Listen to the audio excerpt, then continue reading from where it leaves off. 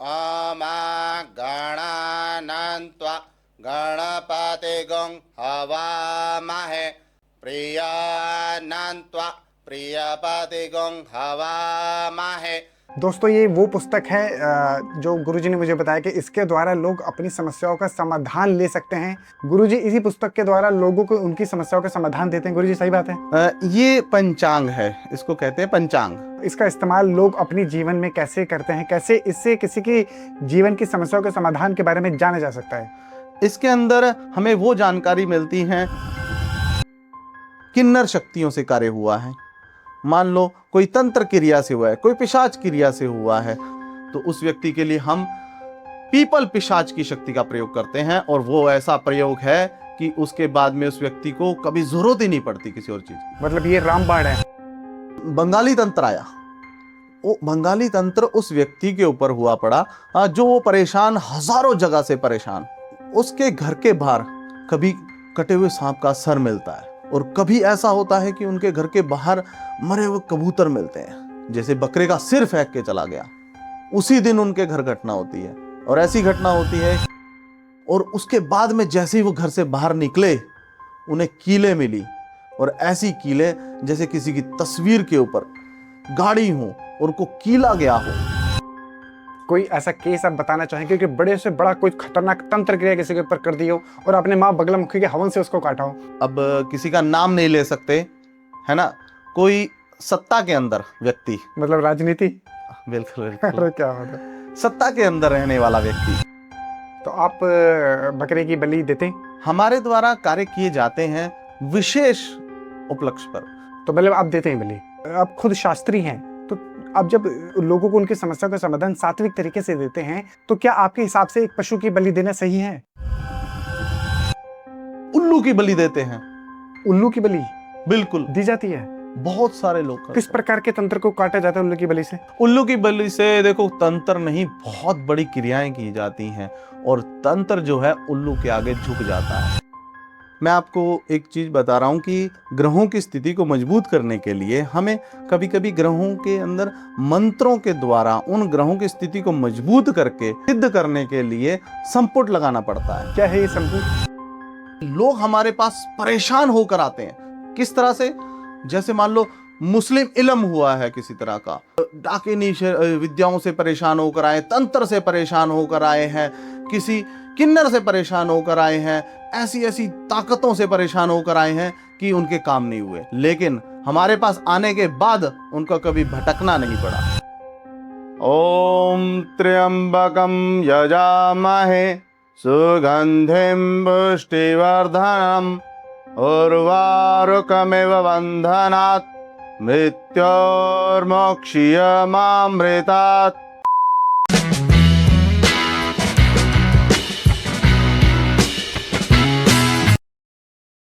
नमस्कार गुरुजी।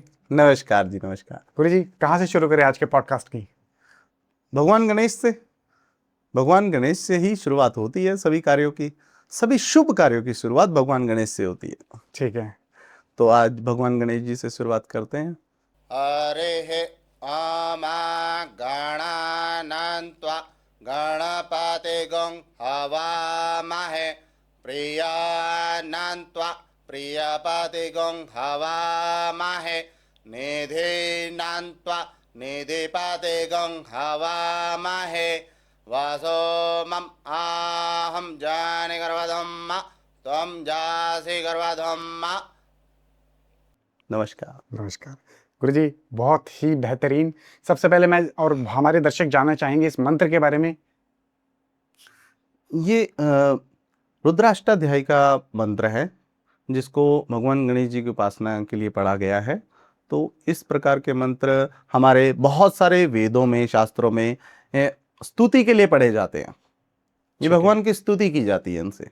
गुरुजी आज आपके पास एक पुस्तक मैंने देखी थी, ये पुस्तक आप लेकर आए, मैं उठा सकता हूँ? जी बिल्कुल। ये पुस्तक है जिसपे लिखा हुआ है पंचांग दिवस वाकर। ये दोस्तों ये वो पुस्तक है जो गुरुजी ने मुझे बताया कि इसके द्वारा लोग अपनी समस्याओं का समाधान ले सकते हैं। गुरुजी इसी पुस्तक के द्वारा लोगों को उनकी समस्याओं का समाधान देते हैं। गुरुजी सही बात है? जी बिल्कुल। ये पंचांग है, इसको कहते हैं पंचांग। तो इसके अंदर ये 5 अंगों से बनी है। तिथि, वार, नक्षत्र, योग, करण। तो ये 5 अंग हैं इनके। इसके द्वारा क्या होता है, आपको जानकारी मिलती है कि आज ग्रहों की स्थिति क्या है, आज वार कौन सा है, आज नक्षत्र कौन सा है। इसकी संपूर्ण जानकारी इस पुस्तक के द्वारा मिलती है। ये एक एक साल के पीरियड के अनुसार आती है। जैसे एक साल ये आती है कि संवत्सर के अनुसार आती है, तो ये हर साल बदलनी पड़ती है। ठीक है, इसके द्वारा इसका इस्तेमाल लोग अपनी जीवन में कैसे करते हैं, कैसे इससे किसी की जीवन की समस्याओं के समाधान के बारे में जाना जा सकता है? इसके अंदर हमें वो जानकारी मिलती है कि आपका विवाह के लिए उचित समय कौन सा है। इससे पता लग सकता है? बिल्कुल, इससे पता लगता है। इससे पता चल सकता है कि किसी के ऊपर कोई तंत्र है, काला जादू है, टोना है, टोटका है, वशीकरण है, मारण क्रिया है, कोई भूत पिशाच प्रेत छोड़ा हुआ है, पता चल सकता है? इससे आपको उसकी जानकारी मिल सकती है कि ग्रहों की स्थिति कहाँ है, उसके अंदर इस ग्रह के अंदर पीड़ा कितनी है, तंत्र क्रिया कितनी है, और इसके अंदर किस प्रकार के तंत्र हैं, और ये सारी जानकारी आपको मिल सकती है। और इसके लिए अलग पुस्तकें हैं। इसके अंदर आपको उन ग्रहों की चाल की शुरुआत का पता लगता है, और ग्रहों की चाल से हम फिर उनके जीवन के बारे में बता सकते हैं, और उनके जीवन के बारे में बताने के बाद हमें तंत्र का भी पता लगता है कि तंत्र है या नहीं है। बिल्कुल। पर सबसे पहले मैं जानना चाहूंगा, क्या सच में तंत्र है? बिल्कुल, तंत्र देखो ऐसा है कि आयुर्वेद में भी उसका उल्लेख है। अच्छा, आयुर्वेद में भी उसका उल्लेख है, उसके मंत्र हैं। तो ये सारी क्रियाएं पहले से विद्यमान हैं, ये हमने नहीं बनाई और गुरुकुल में भी नहीं उत्पन्न हुई है। ये प्राचीन समय से चलती आ रही है। तो ये प्राचीन समय से जो चलती आ रही है, इसके अंदर तंत्र क्रियाएं हैं और उन क्रियाओं के मंत्र हैं, और उन मंत्रों को सिद्ध किया जाता है। उन मंत्रों को शुद्धिकरण करके सिद्ध करके उनका प्रयोग किया जाता है, उनसे लाभ लिया जाता है। ठीक है, अभी आपने मंत्र जाप किया था। हमने सुना है बहुत सारे ऐसे मंत्र हैं जिनमें फट लगा जाता है, फट लगा दिया जाता है, और फट लगाने के बाद उस मंत्रों की जो शक्ति है और ज्यादा बढ़ जाती है। फट, हीम, क्लीम, हीम, फट और स्वाहा, स्वधा, इस तरह के उपयोग किए जाते हैं मंत्रों को संपूर्ण करने के लिए, मंत्रों की शक्ति को बढ़ाने के लिए। और जैसे मान लो कि आपके ऊपर किसी तरह का तंत्र है, आपके ऊपर किसी तरह का तंत्र है, और आप यज्ञ कर रहे हैं, हवन कर रहे हैं, माँ बगलामुखी का ही हवन मान लो आप अगर कर रहे हो, है ना, उसके अंदर ओम एम ह्लीम क्लीम चामुंडाय विच्चय नमा बोलोगे, और उसके बाद में आप फट भी बोलोगे। फट भी बोलेंगे? बिल्कुल। उसके अंदर क्या होता है कि आपके ऊपर से किसी भी तरह का कोई तंत्र है या किसी भी तरह का कोई नकारात्मक ऊर्जा है, वो नष्ट हो जाएगी। अच्छा, इसका ये अर्थ है। मंत्र के द्वारा खाली? मंत्र के। तो मंत्रों में ज्यादा शक्ति होती है या फिर तंत्र में ज्यादा शक्ति है? आप इन मंत्र और तंत्र को अलग मत लेके जाइए। अच्छा, ये दोनों एक ही हैं। कैसे एक है कि मंत्र जो है, वो तंत्र जो है, मंत्रों को पढ़ने के बाद में ही तंत्र क्रिया होती है। सहायता एक दूसरे की, बिना किसी सहयोग के आप किसी कार्य को नहीं कर पाओगे। तो उसी तरह से मंत्रों की सहायता से क्रिया की जाती है। ठीक है, अभी आपने माँ बगलामुखी के बारे में बात करी थी। माँ बगलामुखी, हमने सुना है कि माँ बगलामुखी के यज्ञ किए जाते हैं, बड़े बड़े हवन किए जाते हैं, जिनके द्वारा बड़े से बड़े तंत्र को काटा जाता है। बड़े से बड़ा कोई कोर्ट केस मुकदमा ये जो होते हैं ना, ये माँ बगलामुखी के हवन से खत्म हो जाते हैं। लोगों के बड़े बड़े केस मुकदमे खत्म हुए हैं माँ बगलामुखी के हवन से। बिल्कुल। ऐसा सच में संभव है? माँ बगलामुखी की साधना से, माँ बगलामुखी की साधना करने के बाद जो माँ अपना आशीर्वाद देती है बच्चों को, उसके बाद वो उसका हवन जब होता है, और इसका हवन इतना प्रचंड होता है कि उसके अग्नि का ताप आप नहीं बैठ पाओगे, उसका सेक इतना ज्यादा होता है, उसके सामने आम इंसान का बैठना संभव ही नहीं है। क्या बात है? और जो बैठ पाए उसके, ऐसा समझ लो कि उसकी अंदरूनी शक्ति जागृत हो रही है। क्यों? क्योंकि जब उसके अंदर उच्चारण होता है मंत्रों का, और उसके अंदर हम आहुतियां देते हैं ना, ये ग्रास मुद्रा होती है। आहुति देने के लिए इसको कहते हैं ग्रास मुद्रा। ग्रास मुद्रा के अंदर हम स्वाहा बोलकर आहुति देते हैं, क्योंकि जब स्वाहा बोलेंगे अग्नि, आप किसी बच्चे को भोजन देते हो, देते हो, माँ अपने बच्चे को भोजन खिला रही है, उसका मुख लेकर अपने हाथ से ग्रास मुद्रा से खिला रही है, भोजन उसके मुंह में डाल रही है। आप उसको क्या बोलते हो कि बेटा मुंह खोलो भोजन करो, है ना? आप साधारण भाषा का प्रयोग करते हो। उसी तरह मंत्रों में भगवान के लिए, देवी देवताओं के लिए अगर हम पूजा करते हैं और हवन करते हैं तो उस समय हम स्वाहा बोलते हैं, ताकि उस अग्नि का मुख खुले और उसमें हम आहुति डाल सकें ग्रास मुद्रा के द्वारा। ठीक है, तो कैसे तंत्र को कैसे काटा जा सकता है माँ बगलामुखी की साधना सिद्धि शक्ति के द्वारा? माँ बगलामुखी की साधना जो है उसके अंदर क्या होता है कि कई तरह की सामग्रियों का प्रयोग होता है। वो तंत्र काटा जाता है? उससे तंत्र ही काटा जाता है। अपने काटे किसी के लिए? बहुत। कैसे काटते हैं थोड़ा सा बताइए, क्या होता है, प्रोसेस क्या होता है? देखो उसके अंदर क्या होता है कि ये कई प्रकार की बलियां लगती हैं। बलियां लगती हैं? बिल्कुल। अब नारियल बलि भी है, पेठे की बलि भी है, जो पेठा आपने देखा होगा उसकी बलि भी है। पेठे को स्वरूप दिया जाता है बलि का, उसका लेप किया जाता है, उसको स्वरूप दिया जाता है बलि का, और उस बलि को हम अर्पित करते हैं। और उसके अंदर आप ऐसा समझ लो कि मैं आपके माध्यम से बताना चाहूँगा कि हम सात्विक अगर करते हैं तो उसके अंदर हम नारियल, पेठा और इत्यादि कई तरह के मिष्ठान हम भोग होते हैं उनकी बलि देते हैं। तो उससे क्या है कि ये बलि देने से सामने वाले के ऊपर जो कष्ट, तंत्र, जो क्रियाएं हैं वो नष्ट हो जाती हैं। और कुछ लोग बकरे की बलि देते हैं। बकरे की बलि देते हैं? बिल्कुल। उल्लू की बलि देते हैं। उल्लू की बलि बिल्कुल दी जाती है? बहुत सारे लोग करते किस प्रकार के तंत्र को काटा जाता है उल्लू की बलि से? उल्लू की बलि से देखो तंत्र नहीं, बहुत बड़ी क्रियाएं की जाती हैं, और तंत्र जो है उल्लू के आगे झुक जाता है। माँ लक्ष्मी का वाहन है, माँ लक्ष्मी का वाहन है, और उल्लू जो है उसको रात में ही दिखता है, और रात में उसकी शक्तियां जागृत होती हैं। जैसे आप मान लो सुबह उठे हो, आप तंदुरुस्त, ताजा, आप शक्तिशाली हो, बलवान हो, रात को सोए हो आप कमजोर हो।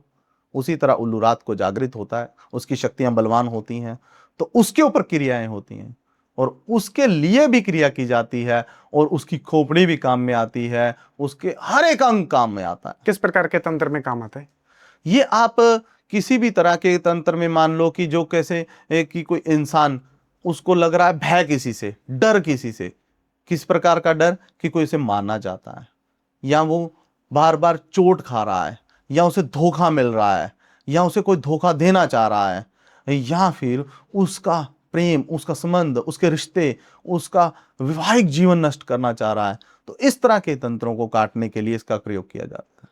शत्रु के विनाश में भी मैंने सुना इसका प्रयोग? शत्रु के विनाश में तो महत्वपूर्ण है ये। कुछ गुप्त क्रिया मुझे मालूम है? बिल्कुल बिल्कुल बिल्कुल। आप थोड़ा सा, मैं चाहता हूँ कि आप बताइए। देखो शत्रु के लिए ये किस लिए किया जाता है कि शत्रु का नाश होता है। शत्रु का नाश ऐसे होता है कि उसका स्वरूप दिया जाता है, उसका नाम लिया जाता है। आप अपने मन में अपने शत्रु का नाम लीजिए और बैठ जाइए, हवन करवाइए, किसी भी ब्राह्मण से, किसी भी योग्य ब्राह्मण से हवन करवाइए। माँ बगलामुखी का कोई भी ब्राह्मण हवन नहीं कर सकता है, ये विशेष ब्राह्मण होगा जो हवन करेगा माँ बगलामुखी। आप करते हैं? बिल्कुल हम करते हैं, क्योंकि इसका असर भी पड़ता है। इसका ब्राह्मण जब आपके ऊपर से कोई दोष काटेगा, कोई आपके ऊपर से, मान लो कि आप मिट्टी में पूरे लिपटे हुए हो, तो आपको कोई उस मिट्टी को साफ करेगा, धोएगा, नहलाएगा, तो मिट्टी उसके हाथों पे लगेगी। बिल्कुल सही बात है, लगेगी ना। उसी तरह से किसी के दोष काटेगा कोई ब्राह्मण, तो उसके ऊपर असर आएगा कि नहीं आएगा? बिल्कुल आएगा। तो उसको भी वो पीड़ा झेलनी पड़ती है, झेलनी पड़ती है कि नहीं पड़ती है? बिल्कुल। तो ब्राह्मण अगर वो पीड़ा झेल रहा है तो वो अपना परिश्रम कर रहा है, मेहनत कर रहा है, आपके लिए कार्य कर रहा है, और ये हवन रात्रि में होता है। अच्छा। सबसे बलवान बलि शक्तिशाली रात्रि में होता है माँ बगलामुखी का हवन। बिल्कुल। पीछे क्या कारण है रात में होने का? रात में होने का कारण यह है कि इस समय तंत्र क्रियाएं जागृत होती हैं। अच्छा। मंत्रों की शक्ति बढ़ जाती है, तंत्र क्रियाएं जागृत होती हैं, मंत्रों की शक्ति बढ़ जाती है, और हमें सहायता मिलती है जिस काम को हम कुछ दिनों में करते हैं, उस काम को हम कुछ घंटों में ही उसका फल देते हैं। तो कोई ऐसा केस आप बताना चाहेंगे कि बड़े से बड़ा कोई खतरनाक तंत्र क्रिया किसी के ऊपर कर दी हो और आपने माँ बगलामुखी के हवन से उसको काटा हो? देखो, मैं आपके माध्यम से बताना चाहूंगा कि अब किसी का नाम नहीं ले सकते, है ना। कोई सत्ता के अंदर व्यक्ति, सत्ता के अंदर मतलब राजनीति? बिल्कुल बिल्कुल, अरे क्या बात है। सत्ता के अंदर रहने वाला व्यक्ति, 24 घंटे सत्ता में रहने वाला व्यक्ति ही अपने ऊपर आए हुए मुकदमे, अपने ऊपर राजनीतिक कार्य इस तरह से हो रहे थे कि वो परेशान। तो अब उसे लगा कि मैं राजनीति में सफल नहीं हो पाऊंगा, डूब रहा हूं बिल्कुल। तो उसे बने रहने के लिए, बरकरार रहने के लिए शक्ति चाहिए, बल चाहिए, ताकत चाहिए, बलवान होना, क्योंकि उसे बलवान होने के लिए माँ बगलामुखी की साधना करनी पड़ेगी। इतना उसके पास वक्त नहीं, इतना वो ध्यान लगा नहीं सकता, इतना समय दे नहीं सकता। तो उसने ब्राह्मण की सहायता से, हमारी सहायता से, हमारे पास टीम है ब्राह्मणों की, हमारे पास ब्राह्मणों का एक समूह है जिससे हम पूजा पाठ, हवन, तप, यज्ञ करते हैं। तो हम बगलामुखी स्थान पे भी कभी कभी जाकर करते हैं हवन, अपने स्थान पे भी रहकर करते हैं। आपने बताया था कि आप एक मंदिर के साथ जुड़े हुए हैं, माँ बगलामुखी का बहुत बड़ा मंदिर है। हाँ, मंदिर है, उनके कार्य, उनके स्थान पर भी हवन होते हैं, पूजाएं होती हैं, हमारे अपने स्थान पे भी हम पूजाएं करते हैं। तो इस तरह से बहुत सारे स्थान बने हुए हैं जहाँ पे हमें विशेष हवन करने की अनुमति दी जाती है। और अनुमति देखो पता क्या है कि अब हवन जो है, हवन कुंड जो है, वो भी बहुत प्राचीन होना चाहिए। हवन कुंड के बहुत तरीके हैं, बहुत विधियां हैं, विधान है। अब ये सारी चीजें इतनी लंबी हो जाएंगी कि आप बोलोगे कि ये समय जो 10 घंटे भी कम पड़ेंगे, अच्छा। इतना। और इसीलिए मैं आपको बताना चाहता हूं कि मैंने उस व्यक्ति के लिए जो हवन किया, वो कम से कम आप ये मान लो कि हवन चला 6 महीने तक। 6 महीने तक हवन चला? हवन चला 6 महीने तक, प्रतिदिन? प्रतिदिन हवन होता था, हर रोज हवन होता था। ये नहीं कि 24 घंटे, हर रोज रात्रि के समय, हर रोज रात्रि के समय हवन होना जरूरी था, तय था, अनिवार्य था। और सभी ब्राह्मणों को लेकर हवन किया जाता था। और हवन करने पर उनको ऐसी शक्ति मिली, ऐसा बल मिला, ऐसी ताकत मिली कि उनके सामने खड़े रहने वाले उनके विरोधी सबके सब झुक गए। क्या बात है। और झुकने के बाद में उस व्यक्ति को ऐसी नजरों से देखने लगे कि उसमें एक चमक, एक ताकत उसके चेहरे से ही झलकने लग गई। क्या बात है। तेज उत्पन्न हो गया उसके अंदर। जैसे उसमें तेज उत्पन्न हुआ, उसकी सत्ता और ऊंचाइयों तक जाने लगी और वो विजयी हुआ। क्या बात है। बहुत अच्छे बहुमत से विजयी हुआ। क्या बात है। और अपने विजयी होने की खुशी से उसने हमें एक स्थान भी बना के दिया मंदिर के लिए। अच्छा। तो आश्रम के लिए, मंदिर के लिए स्थान भी बना के दिया उसने अपनी खुशी से। क्या बात है। गुरुजी कहाँ है आपका स्थान? हमारा स्थान हिमाचल में भी है, हमारा स्थान मध्य प्रदेश में भी है, हमारा स्थान यहाँ पे हिमाचल और पंजाब के क्षेत्र के अंदर एक स्थान आता है, होशियारपुर नगर जैसे, वहाँ पे भी है। तो हमारे अलग अलग स्थान बने हुए हैं जहाँ पे अलग अलग स्थानों पे अलग अलग ब्राह्मण जो हमारे शिक्षा ग्रहण करते हैं, तो वो सारे शिक्षा ग्रहण करके वहाँ पे अपना कार्य करते हैं। ठीक है। तो हवन द्वारा लोग अपनी समस्या का समाधान ले सकते हैं, फिर चाहे वो किसी भी प्रकार की और कितनी भी बड़ी समस्या क्यों ना हो? बिल्कुल बिल्कुल, कैसी भी समस्या हो, किसी भी प्रकार की समस्या हो, वो इंसान उस समस्या को समझ ना पा रहा हो तो उसका समाधान मिलेगा। ठीक है। अगर कोई हवन द्वारा अपनी समस्या का समाधान लेता है तो उसकी क्या डिटेल ली जाती है ऐसे में? उसके लिए उस व्यक्ति को अपने वस्त्र, कोई पुराना वस्त्र लाना पड़ता है साथ में, अपना कोई मैला पुराना वस्त्र, ताकि उसकी ऊर्जा उसके अंदर हो, वो लाना पड़ता है साथ में। और उसके बाद में उस व्यक्ति को अपने आप को समर्पण करना पड़ता है। अब वो व्यक्ति मान लो कि हम, जैसे मैंने आपको बताया, राजनीतिक व्यक्ति था, है ना, उसी तरह से बहुत सारे इस तरह से जुड़े हुए व्यक्ति आए। तो क्या है कि घर पे रहकर कार्य करके वो हमारे पास आना संभव नहीं होता। अच्छा। तो वो क्या है कि वहीं से रहकर और हम कुछ मंत्र देते हैं, उनको कुछ विधियां बताते हैं, कुछ नियम बताते हैं कि आप इन नियमों का पालन कीजिए अपने स्थान पर रहकर, और यहां पे आपके लिए हवन चल रहा है। क्या बात है। और आना चाहते हो तो आ भी सकते हैं। अच्छा, आ भी सकते हैं। बिल्कुल। और जो नहीं आ सकते तो फिर आप कर ही रहेंगे। बिल्कुल। ठीक है गुरु जी, आप ने बताया था कि इसमें बलियां भी लगती है, सात्विक और तामसिक तरीके की। बकरे की बलि भी लगती है। बकरे की बलि भी लगती है। और आपको मैं एक भ्रम से निकालना चाहता हूं लोगों को, कि लोग कहते हैं कि अब हर कोई बकरा उसकी बलि लग जाए, ऐसा तो संभव नहीं है। ऐसे क्यों? क्योंकि बकरा जो है बलि के लिए दिया जाता है जब, तो उसके अंदर क्या होता है कि उसमें वो गुण होने चाहिए। वो देखना पड़ता है कि वो बकरा बलि के लिए स्वीकार कर रहा है, अपने आप को समर्पण दे रहा है अपना, या नहीं दे रहा है। अच्छा, ये भी देखा जाता है। बिल्कुल।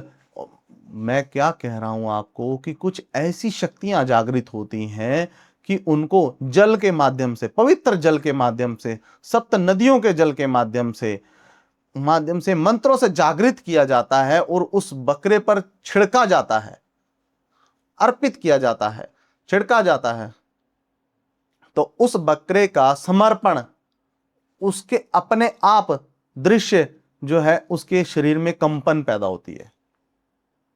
जब वो कंपन पैदा होगी, और वो कंपन पैदा होने के बाद में वो बकरा या वो जानवर और वो अपने आप को समर्पित कर देगा। हमने सुना है, मैंने कई बार सुना है कई लोगों से कि बकरा अपने आप झुक जाता है बलि उसी के को स्थान पे। कंपन कहते हैं, उसी को कहते हैं समर्पण देना। मतलब समर्पण क्या होता है? झुकना, अपने आप को समर्पित कर देना। तो वो आप जो बोल रहे हो झुकना, तो वो इसी के अंदर आता है। ठीक है, तो आप बकरे की बलि देते हैं? हमारे द्वारा कार्य किए जाते हैं विशेष उपलक्ष्य पर, विशेष जिसकी बहुत ज्यादा जरूरत हो। तो मतलब आप देते हैं बलि? जी। आप को लगता है बलि देना सही है? बलि देना सही है, बिल्कुल, कुछ कार्यों के लिए जिनका निवारण सात्विक तरीकों से नहीं किया जा सकता, उनके लिए बलि देना जरूरी है। गुरु जी, आपने बताया कि बलि दी जाती है, माँ तो बलि मांगती नहीं है, तो बलि किस लिए दी जाती है? देखो, आप बलि के ऊपर बात कर रहे हैं, तो मैं आपको एक चीज बता दूं। मां काली ने संहार किया और बलि, इतनी बलियां ली कि अपने गले में माला तक पहनी उन खोपड़ियों की। मुंडों की माला। चंड मुंड याद है आपको? जब हम पढ़ते हैं शास्त्रों को, उसमें से हम दुर्गा सप्तशती पढ़ते हैं जिसके अंदर मां का उल्लेख है पूरा। अच्छा। संपूर्ण ज्ञान उसमें है। तो उसमें बलि के ऊपर चंड मुंड जो है, वो उनकी बलि, देवताओं की भी और राक्षसों की भी बलियां दी गई। क्यों? क्योंकि दोनों तरफ से युद्ध था और बलियां कई सालों तक चलता रहा ये युद्ध, कई वर्षों तक। अब कितनी बलियां गई होंगी उसमें, सोचो आप। सही बात है। तो बलि प्राचीन समय से चलती आ रही है, ये प्रथा हमने शुरू नहीं की, ये प्राचीन समय से चलती आ रही है। और बलि देने से ये जो कार्य सिद्ध होते हैं ना, वो एक साधारण पूजा से, आम पूजा से, आम हवन से नहीं होते हैं।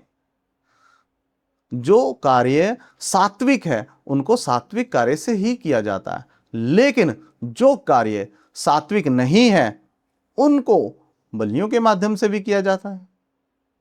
अब बलि किसी भी, मान लो किसी मंत्र के साथ हम दुर्गा सप्तशती के अंदर बलि दे रहे हैं, तो उस मंत्र के साथ बलि देने पर हम किसी भी चीज का, पेठे की बलि दे रहे हैं, किसी जानवर की बलि दे रहे हैं, है ना? तो वो सारी चीजें क्या हैं? बलि के स्वरूप हवन पूजा में लगती हैं। गुरु जी, तंत्र में एक बड़ी भयानक क्रिया के बारे में मैंने सुना है, मारण क्रिया। सुन के ही डर लगता है। मारण मतलब सीधी मौत, सामने वाले को मार देना। क्या सच में मारण क्रिया होती है, कार्य करती है? ये कार्य आप ऐसा इसको समझ लीजिए कि मान लो किसी की कुंडली में या किसी के जीवन में उसके ऊपर उसे भय लग रहा है मरने का, या उसके ऊपर मारण क्रिया हो रही है, या उसके ऊपर इस तरह के कार्य हो रहे हैं, तो हमें उसका ज्ञात हो जाता है। किस प्रकार से होता है कि कुंडली में उसके अंदर लिखा होता है, साफ साफ कैसे लिखा होता है, ग्रहों के हिसाब से, कि इसकी व्यक्ति की बीमारी से मृत्यु होगी, पता चल जाता है। बिल्कुल, और उसकी एक्सीडेंट से मृत्यु होगी, और उस व्यक्ति की किसी के धक्का देने से या जान लेने से या किसी तरह के हथियार से मृत्यु होगी। तो उसमें पूरा शास्त्र के अंदर गणित है।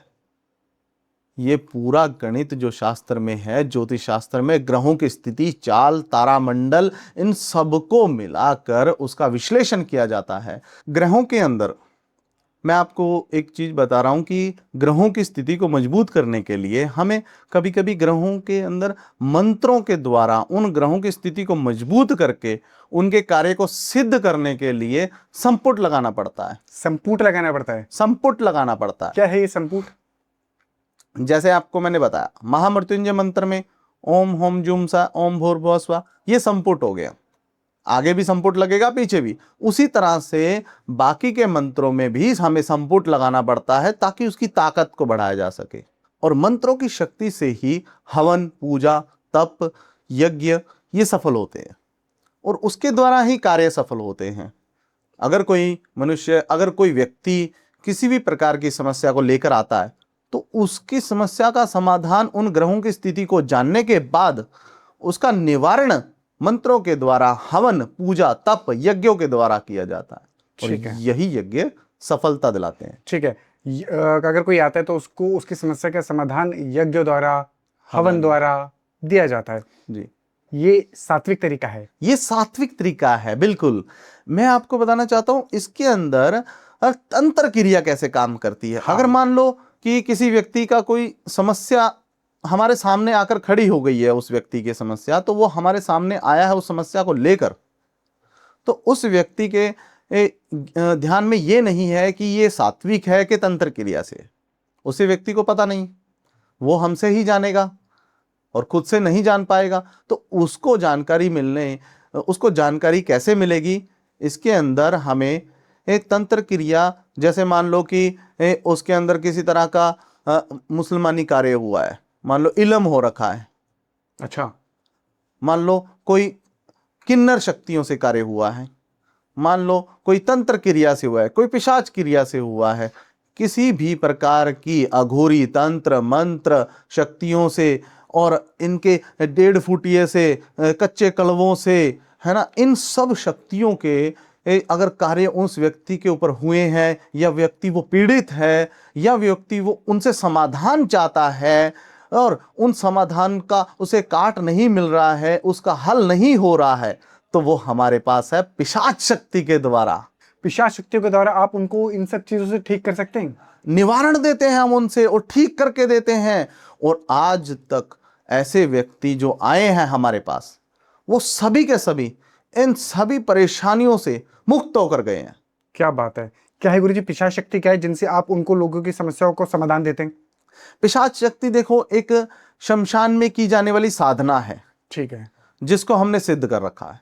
हमारे पास ऐसा नहीं है कि अकेली पिशाच शक्ति है, हमारे पास ऐसी ऐसी साधनाएं हैं, ऐसी ऐसी छोटी छोटी उम्र में साधनाएं प्राप्त करके हमारे गुरुओं ने हमें ज्ञान दिया है। हमारे गुरुओं के वचन थे कि आपने जो साधना प्राप्त कर ली, इसको गुप्त ही रखना, वरना ये साधना नष्ट हो जाएगी, भंग हो जाएगी। ये भंग हो जाएगी, नष्ट हो जाएगी, इसका फल नहीं मिलेगा। तो इसीलिए देखो, आपके माध्यम से मैं अब इस मोहित जी, आप समझ सकते हो कि सारी साधनाओं के बारे में नहीं बताया जाता। सही बात है, हर बात खुल के कैमरे पे नहीं की जाती, क्योंकि गुप्त रहनी चाहिए। कुछ चीजें ऐसी होती हैं कि जो गुप्त रूप में रहे तो ही सुरक्षित है, अगर वो गुप्त रूप में नहीं है तो वो सुरक्षित नहीं है। सही बात है। तो यही चीजें होती हैं। और सही लोगों का कर्तव्य यही बनता है कि कुछ गुप्त क्रियाओं को, कुछ गुप्त विद्याओं को छुपाकर ही रखा जाए। बिल्कुल बिल्कुल, वो तभी जिंदा रहती हैं, वरना समाप्त हो जाती हैं। देखो, मेरे पास बंगाली तंत्र आया। वो बंगाली तंत्र उस व्यक्ति के ऊपर हुआ पड़ा जो वो परेशान, हजारों जगह से परेशान, उसका विश्वास टूट चुका था, उसका विश्वास नष्ट हो चुका था पूरी तरह से कि हमारा प्यार कभी मिलेगा, हमारा प्यार कभी हमें वापस मिलेगा, हमारी शादी कभी हो पाएगी। और हमारे घर में जो क्लेश चल रहा है, उसके भाई की शादी नहीं हो रही है, उसकी बहन की नौकरी नहीं लग रही है, उसकी पिता की नौकरी छूट चुकी है, घर की ऐसी हालत। और उसके साथ एक ऐसी घटना हुई कि वो इतने धनी होने के बाद भी उनके घर में लक्ष्मी नहीं टिक रही। आप जानते हैं उस व्यक्ति के साथ क्या हुआ? उसके घर के बाहर कभी कटे हुए सांप का सर मिलता है। कटे हुए सांप का सर? बिल्कुल।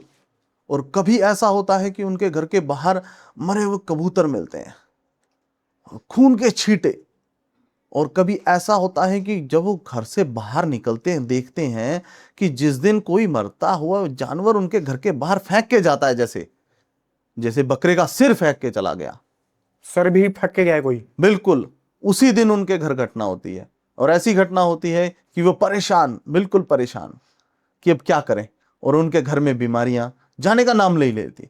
और इसी वजह से उनके घर में उनकी पत्नी के साथ ऐसी घटना हुई कि जो विश्वास नहीं करती थी इन सब चीजों में, बिल्कुल विश्वास नहीं करती थी कि भाई मुझे नहीं जानना है इनके बारे में।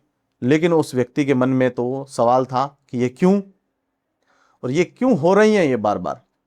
और उसकी पत्नी की अचानक कुछ समय बाद में मृत्यु हो गई दुर्घटनावश। लेकिन वो मृत्यु आसान नहीं थी, वो ऐसी थी कि दीवारों पे हाथ के निशान मिले, और ऐसे निशान मिले जिसको देखकर वो घर वाले सब हैरान परेशान, और इतना ज्यादा परेशान। और उसके बाद में जैसे ही वो घर से बाहर निकले उन्हें कीलें मिली, और ऐसी कीलें जैसे किसी की तस्वीर के ऊपर गाड़ी हो और को कीला गया हो।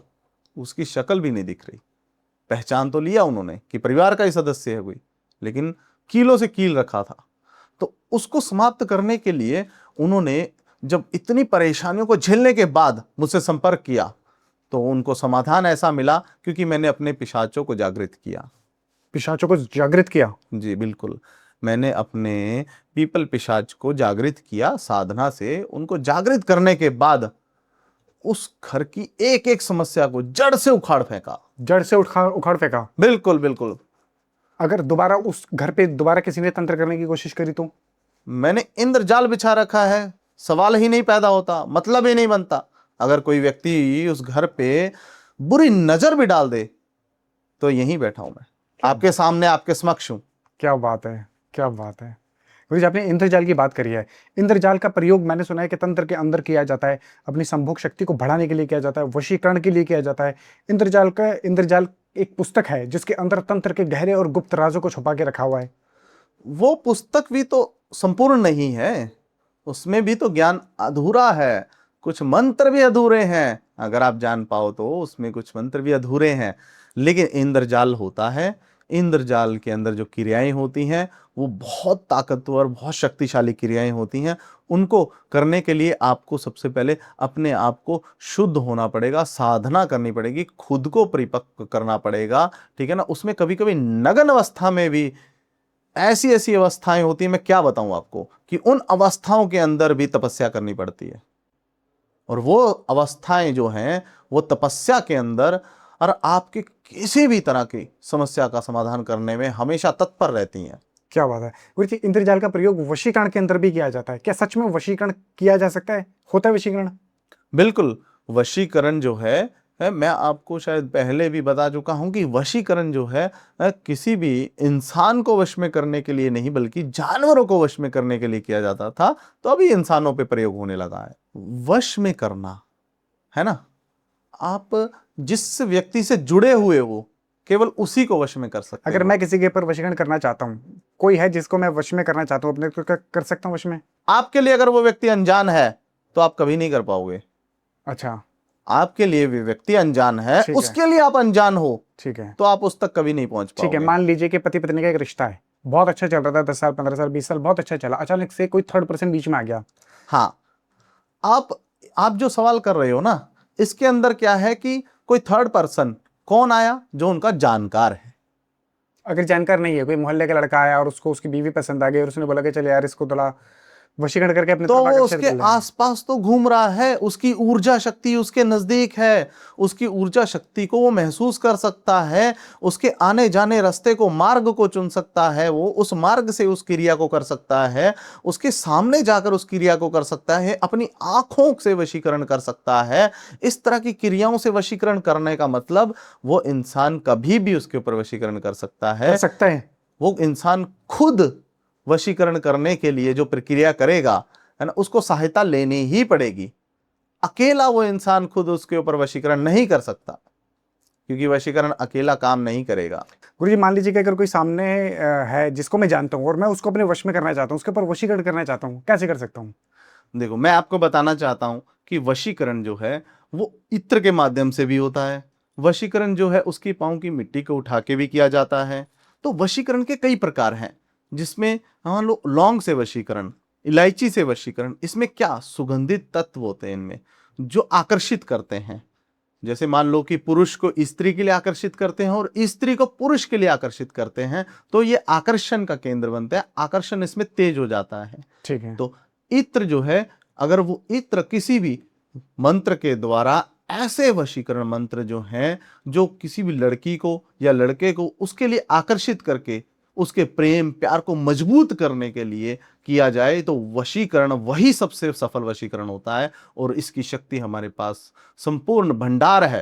गुरु जी, कभी कोई ऐसा केस आपके पास आया है, अपनी समस्या को कोई व्यक्ति आपके पास लेकर आया हो, चाहे वो मारण की क्रिया हो, वशीकरण की क्रिया हो, उच्चाटन की क्रिया हो, कोई किन्नर तंत्र हो, मुस्लिम तंत्र हो, कोई इस्लामिक तंत्र क्रिया हो, कोई बंगाली तंत्र क्रिया उसके ऊपर की हुई हो, आपके पास आया हो 10 जगह से भटक के, और आपके पास भी उसे अपनी समस्या का समाधान ना मिला हो, कभी ऐसा हुआ है?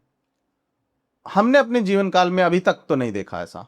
क्यों? क्योंकि आज तक कोई ऐसा व्यक्ति नहीं हुआ हमारे पास कि उस व्यक्ति का काम ना हुआ हो या उस व्यक्ति को खाली हाथ वापस जाना पड़े। क्योंकि हमारे पास अगर कोई झोली फैलाकर आया है, सच्चे मन से, सच्ची भावना से आया है, तो कभी जिंदगी में वो खाली नहीं जाएगा। ये हमारा दावा है, ये हमारा वादा है, ये हम इस चीज को करके दिखाएंगे। वो कैसे भी करके दिखाएंगे। तो मैं आपको बताना चाहता हूं कि लोग हमारे पास परेशान होकर आते हैं। किस तरह से?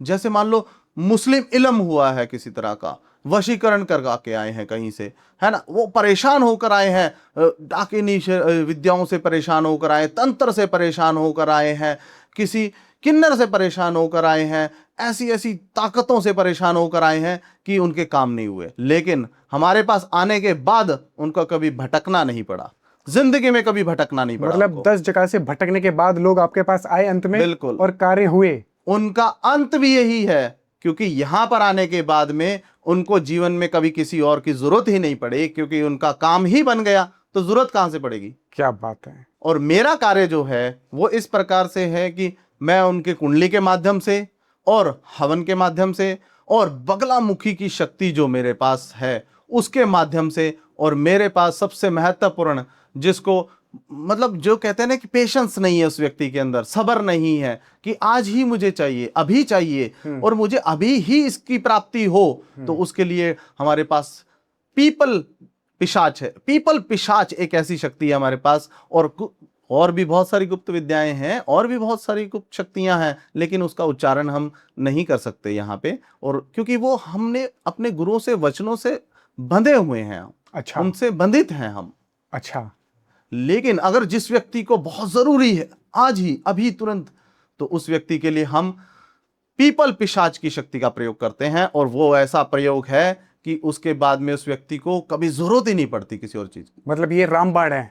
बिल्कुल रामबाण है। ब्रह्मास्त्र। और माँ बगलामुखी की साधना तो ऐसी साधना, पवित्र साधना है, जिसका हवन अगर जिंदगी में कोई व्यक्ति कर ले, जिसको कोई जिंदगी में समस्या नहीं भी हो, तो उसको मोक्ष प्राप्त हो। मतलब आपके कहने का अर्थ है कि अगर कोई बड़ा से बड़ा तंत्र, बड़ी से बड़ी शक्ति या बड़ी से बड़ी किसी भी चीज से परेशान है, रामबाण आपके पास इलाज है, वो पिशाच शक्ति। बिल्कुल, पीपल पिशाच शक्ति। जो पीपल पिशाच शक्ति है, ये पीपल वृक्ष के नीचे बैठ के की जाती है। और ये वृक्ष कोई साधारण वृक्ष नहीं है, जो मैं आपको पहले बता चुका हूं इसके बारे में। शमशान में उगा हुआ पीपल वृक्ष है, जिसकी ताकत हजारों शक्तियों के कच्चे कलवों से और इनके इंद्रजाल से, शक्तियों से बहुत ऊपर है। मतलब अगर आपने इसका इस्तेमाल किया तो कार्य होगा ही होगा। बिल्कुल होगा। गुरुजी, आप जंगलों में बैठ के साधनाएं करते होंगे, पहाड़ों पे बैठ के साधनाएं करते हैं, और इन जगहों पे रहता है भूत पिशाच, प्रेतों का वास, ब्रह्म राक्षस का वाद, छलावे का, 1.5 फुटिए, कच्चे कलवे, डाकनी शाकनी, ये बहुत खतरनाक शक्तियां होती है। क्या इनसे भी ऊपर की कोई शक्ति है? देखो, मैं आपको बता दूं, अभी ये चीज आपके सामने रख दूं कि कोई भी व्यक्ति अगर कच्चे कलवे का दावा करता है कि बहुत शक्तिशाली है, अगर कोई कहता है 1.5 फुटिया बहुत शक्तिशाली है, अगर कोई कहता है मुस्लिम इलम बहुत शक्तिशाली है, अगर कोई कहता है किन्नर शक्ति बहुत शक्तिशाली है, तो मैं उसको बताना चाहूंगा कि हमारे पास जो चीज है, जो मैंने सिद्धियां प्राप्त करके, तपस्या करके, अपनी तपस्याओं से उसको प्राप्त किया है, पीपल पिशाच जो है वो इन सभी शक्तियों से ऊपर, इन सभी शक्तियों की, ऐसा समझ लो कि ये सारी शक्तियां साक्षात ब्रह्मा विष्णु महेश इन देवी देवताओं के अधीन आती है, जिसको प्राप्त करने के लिए इन तीनों देवी देवताओं का आशीर्वाद मिला है। सबसे बड़ी शक्ति है ये। ईपल पिशाच सबसे बड़ी शक्ति है, जो इन सभी शक्तियों से ऊपर है। इसकी कोई काट नहीं है, इसकी कोई काट नहीं है, कभी जिंदगी में नहीं बनी अभी तक। गुरु जी काट की बात आपने करी है। अगर आपने किसी के ऊपर कोई तंत्र क्रिया कर दी या आपने किसी की तंत्र क्रिया काट दी, तो क्या संभव है आपके द्वारा की हुई तंत्र क्रिया को कोई काट दे? अगर मैं आपको एक चीज बताऊं, अगर मैंने किसी के लिए अगर कोई कार्य कर दिया और वो कार्य सफल हो रहा है, उस व्यक्ति की खुशियां उसको मिल रही हैं, तो उसकी काट कभी कोई जिंदगी में नहीं कर सकता है। क्यों? क्योंकि मेरे पास आया हुआ व्यक्ति कभी खाली तो गया नहीं, और ऊपर से उसके ऊपर कोई क्रिया कर दे, ऐसा कभी हुआ नहीं। कभी ऐसा हुआ है कि आप किसी के लिए कोई अच्छा कार्य कर रहे हो और बीच में कोई आप आ गया और आपकी काट कर रहा है, आपके ऊपर कोई नुकसान पहुंचा रहा है, आपके ऊपर कोई शक्ति मारने की कोशिश कर रहा है? आते हैं, बहुत लोग आते हैं, बहुत लोग क्रियाएं करते हैं, लेकिन हमारा इंद्रजाल उनके अंदर प्रवेश नहीं करने देता किसी को, क्योंकि हमारा इंद्रजाल ऐसी ताकत है कि जिसके अंदर बल इतना है, इतनी ताकत है, महाशक्तियों से मिलकर बना है। वो किसी को, किसी भी व्यक्ति को, किसी भी तरह की भूत प्रेत पिशाच चंडाल डाकिनी शाकिनी किसी भी बड़ी से बड़ी शक्ति को प्रवेश नहीं करने देगा। क्या बात है गुरुजी, तंत्र में ज्यादा शक्ति है या मंत्रों में ज्यादा शक्ति होती है? महामृत्युंजय मंत्र आपने सुना होगा। महामृत्युंजय मंत्र एक ऐसा मंत्र है कि जो किसी भी ऐसे व्यक्ति में, जो व्यक्ति पूरी तरह से दिमागी तौर पर सही ना हो, ठीक ना हो, मान लो पागल हो या ऐसी कोई स्थिति हो उसकी, तो वो उस मंत्र को सुने, बार बार सुने, उसके कानों के पास रख दीजिए। अगर हॉस्पिटल में कोई व्यक्ति बीमार है तो भी महामृत्युंजय मंत्र उसके कानों के पास चला दीजिए। अगर किसी व्यक्ति को कोई कष्ट है, दिक्कत परेशानी है, डिप्रेशन वालों के लिए भी मैं आपको बता दूं, महामृत्युंजय मंत्र सुने। अच्छा, सबसे महत्वपूर्ण चीज महामृत्युंजय मंत्र की कि उसके अंदर संपुट लगा के सुने, तो आपको आनंद जो आएगा और जो आपके जीवन को बदलेगा, वो उसका तो आप अंदाजा भी नहीं लगा सकते। गुरुजी 2 लाइन अगर आप हमारे लिए महामृत्युंजय मंत्र की पढ़ दें तो।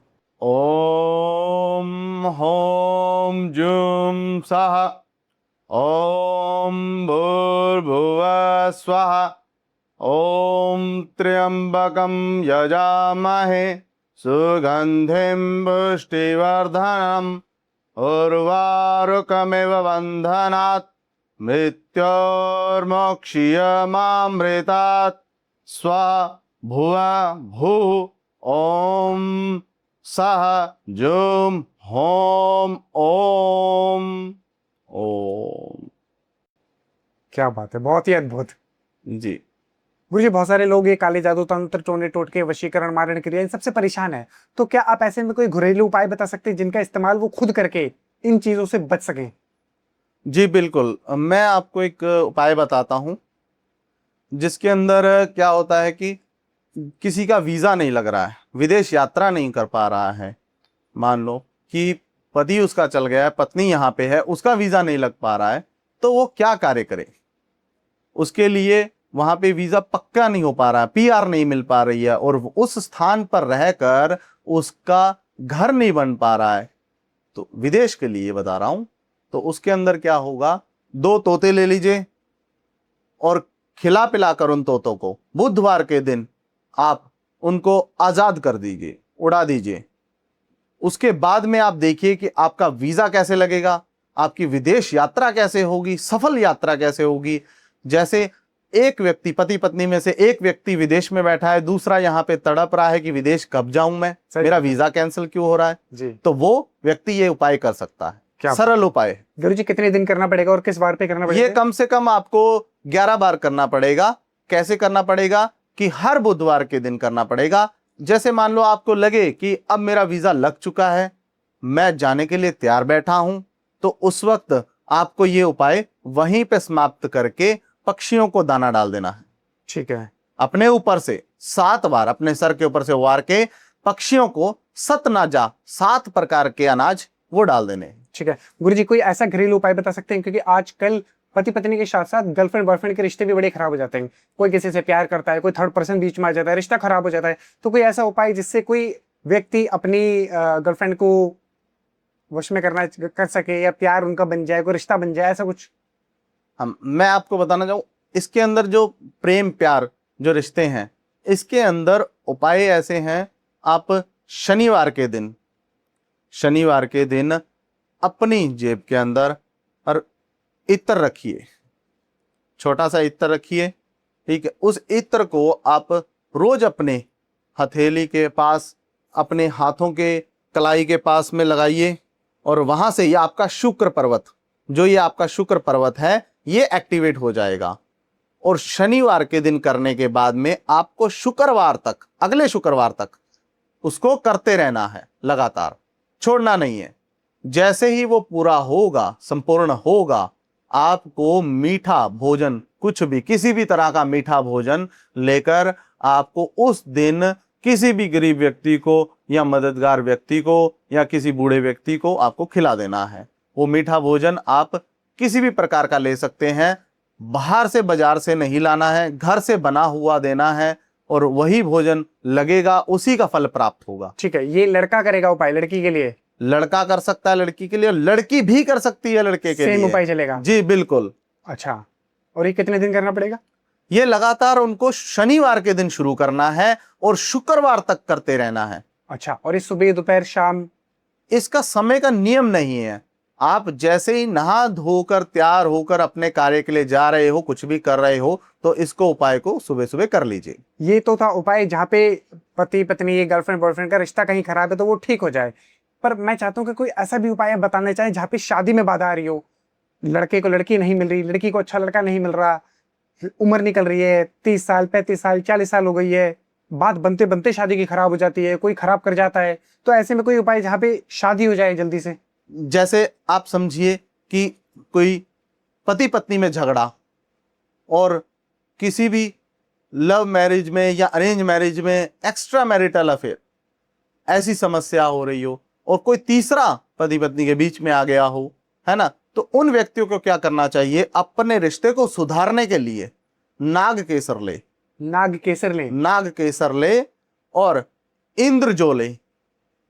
नाग केसर ले, इंद्रजो ले, थोड़ी थोड़ी क्वांटिटी में लेकर अपने पास रख ले, और उसको भोजपत्र लाना है आपको। भोजपत्र जानते हो? नहीं, भोजपत्र क्या होता भोजपत्र एक पेड़ की छाल होती है, उस पेड़ की छाल को भोजपत्र कहा जाता है। उस भोजपत्र पर बहुत सारी क्रियाएं होती है, तंत्र भी क्रियाएं होती है, मैं आपको बाद में बताऊंगा इसके बारे में। लेकिन अभी फिलहाल मैं आपको यह बता दूं कि भोजपत्र ले, नाग केसर ले, इंद्रजो ले, उनको उस भोजपत्र में डालकर, उसका नाम लिखकर, उसके अंदर अपने किसी कपड़े में, वस्त्र में डालकर अपने पास रख ले, और जितने दिन आप रखोगे उतने दिन आपके रिश्ते में सुधार आना शुरू हो जाएगा। क्या बात है? जब आपका रिश्ता ठीक हो जाए, मजबूत हो जाए, उसके बाद में उसको चलते पानी में बहा दीजिए। क्या बात है? कितने दिन के अंदर ये असर दिखने लगेगा गुरुजी? असर, आपकी मन की शक्ति अगर बलवान है तो असर एक ही दिन में दिखना शुरू हो जाएगा। क्या बात है? और कुछ ही घंटों में दिखना शुरू हो जाएगा।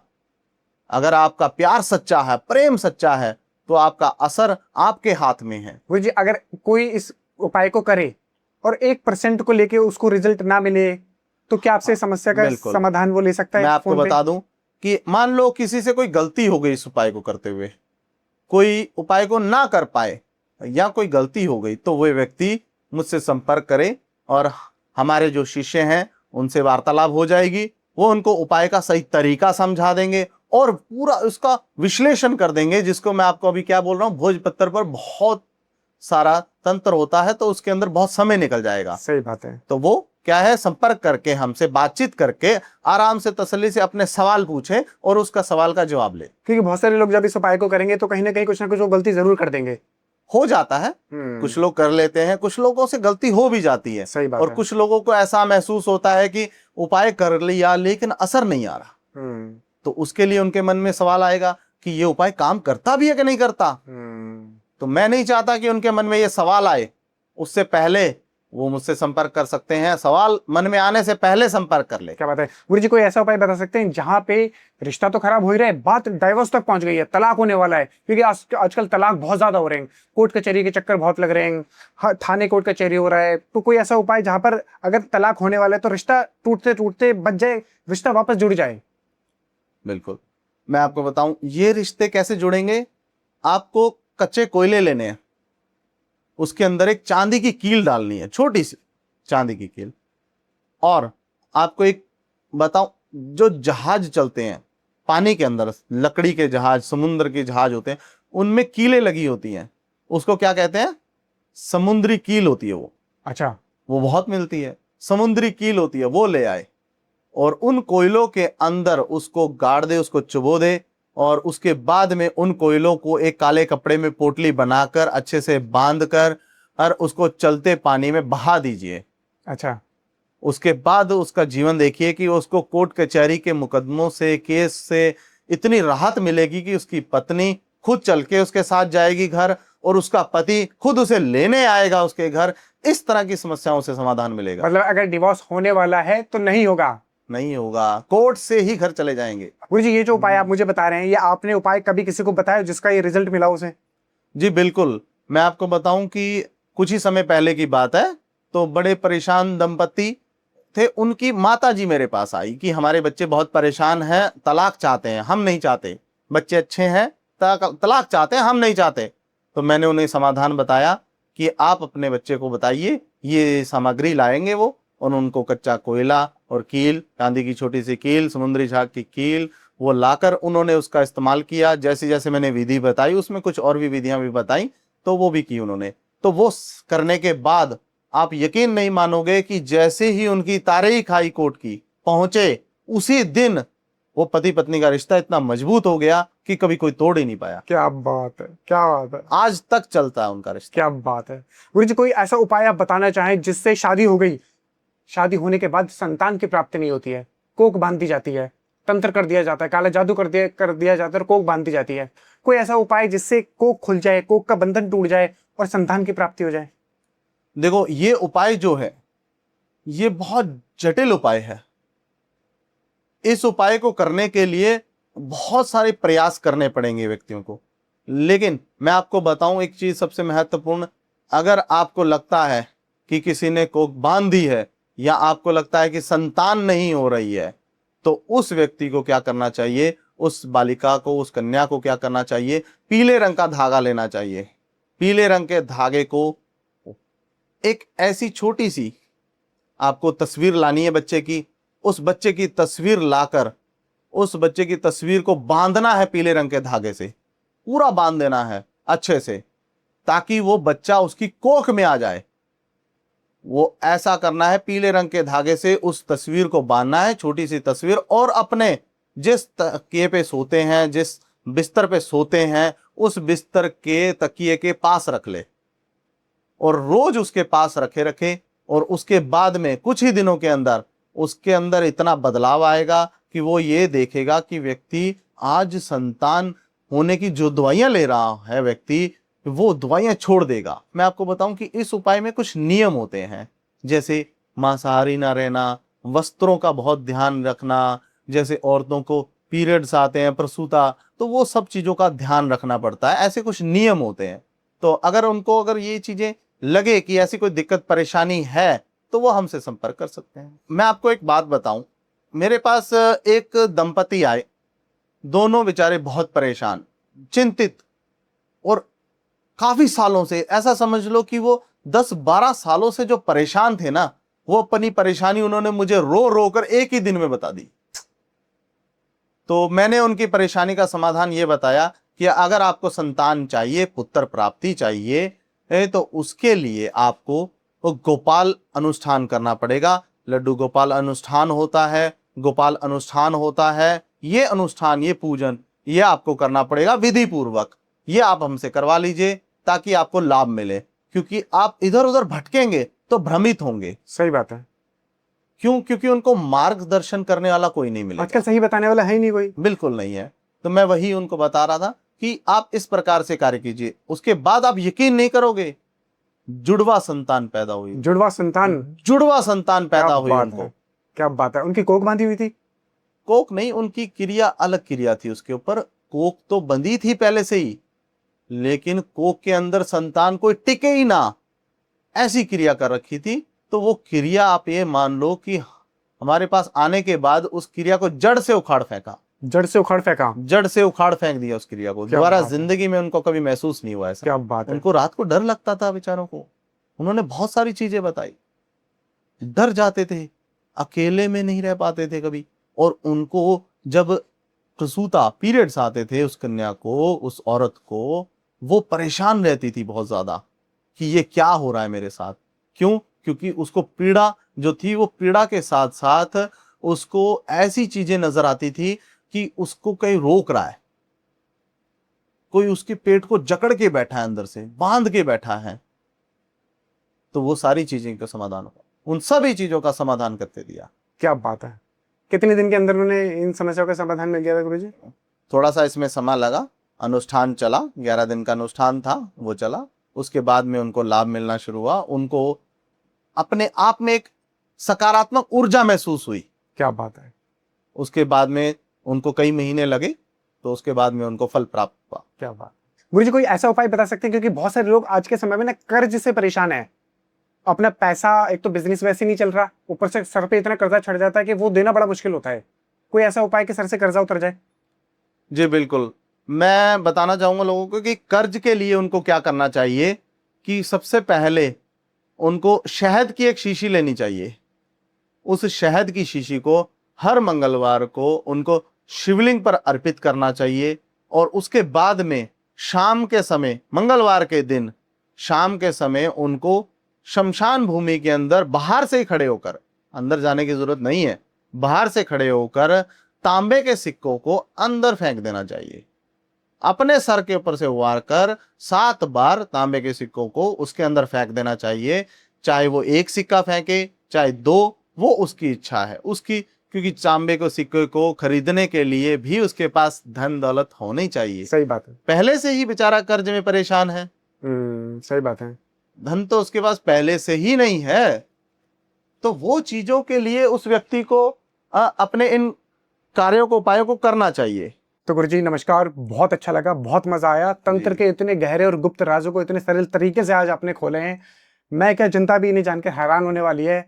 बहुत ही मजा आया आज के पॉडकास्ट में। तंत्र के बारे में, मंत्र के बारे में, सिद्धि शक्ति और साधनाओं के बारे में गुप्त ज्ञान आज आपने हम लोगों को दिया है। बहुत बहुत धन्यवाद। जी बहुत बहुत धन्यवाद।